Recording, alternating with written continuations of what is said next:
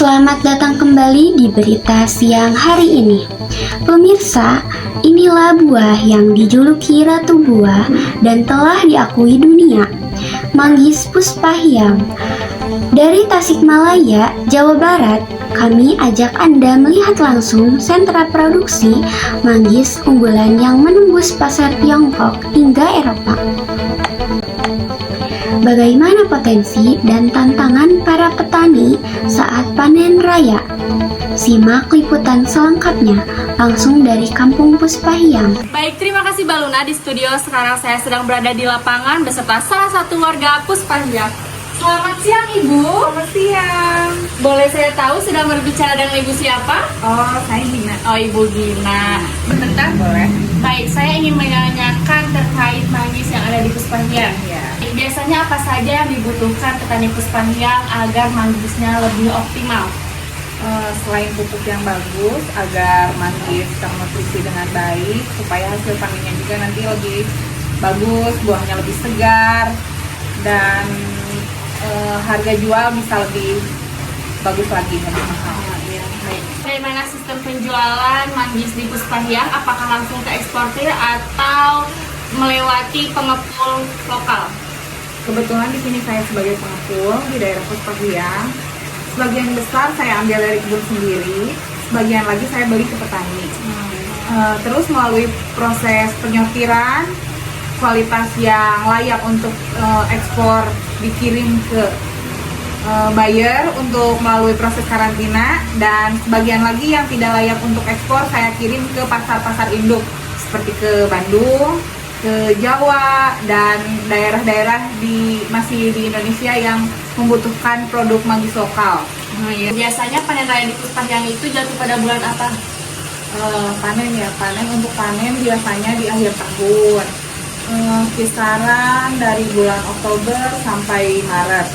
Tapi kadang maju atau mundur tergantung cuaca yang ada di sini, kan harus musim kemarau. Kadang kalau hujan terus menerus tidak berbunga, tidak berbuah, jadi tidak keluar manggisnya. Tidak bisa diprediksi kalau untuk musim manggis di Puspahyang. Oh, jadi tergantung cuaca. Iya, kadang nggak tiap tahun gitu, nggak tiap tahun musim. Apakah harga manggis selalu stabil? Untuk harga manggis tiap hari dalam satu musim itu berubah-ubah. Jangankan tiap musim, tiap hari pada satu musim yang sama harganya tidak sama.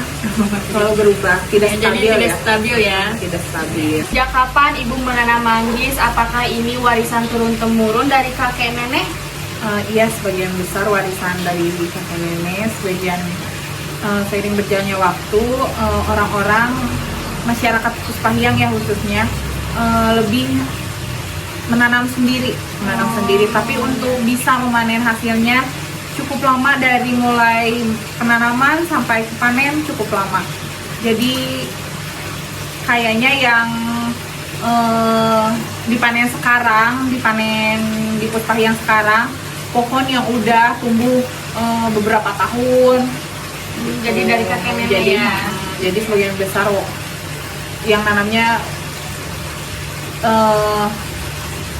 kakek neneknya lah. Ibu, bagaimana sih rasanya tinggal di kampung manggis yang sangat terkenal? Tinggal di Puspahyang itu menjadi kebanggaan tersendiri, karena kan orang kalau ingat manggis ingatnya Puspahyang. Iya, betul. Meskipun di luar sana banyak, di daerah lain di Indonesia pun banyak, tapi tetap kualitas manggis Puspahyang yang sudah dikenal banyak orang nomor satu kayaknya di Indonesia. Jadi ya. Punya Kebanggaan tersendiri ya. Bu, apa harapan terbesar Ibu untuk masa depan budidaya manggis di Puspahyang? Harapan terbesar saya ada teknologi yang bisa membuat manggis bisa panen tiap tahun. Ada support pemerintah, terus pupuk-pupuk yang bagus untuk kualitas manggis, biar bisa harganya kan lebih mahal. Kalau manggis lebih bagus lagi, bisa kan kita lebih jual lagi ya.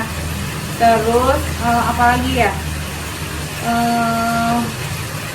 bisa ekspor ke negara-negara lain selain yang sudah-sudah. Sayangnya sudah-sudah. terus bisa mengembangkan ekonomi yang ada di Puspahyang, lebih berkembang lagi supaya bisa masyarakat atau petani yang ada di Puspahyang hidupnya sejahtera gitu, Biar ekonominya lancar, stabil, berkembang. Oke, itulah dia pemirsa perbincangan pada siang hari ini bersama Ibu Gina. Terima kasih Ibu Gina sudah meluangkan waktunya. Saya Rahma dari lapangan. Oke, itulah dia pemirsa perbincangan pada siang hari ini bersama Ibu Gina. Terima kasih Ibu Gina sudah meluangkan waktunya.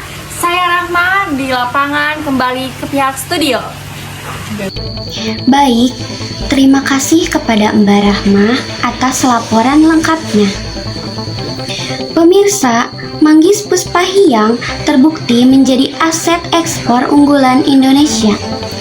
Konsistensi kualitas dan inovasi pasca panen jadi kunci agar ratu buah ini terus bersaing di pasar global.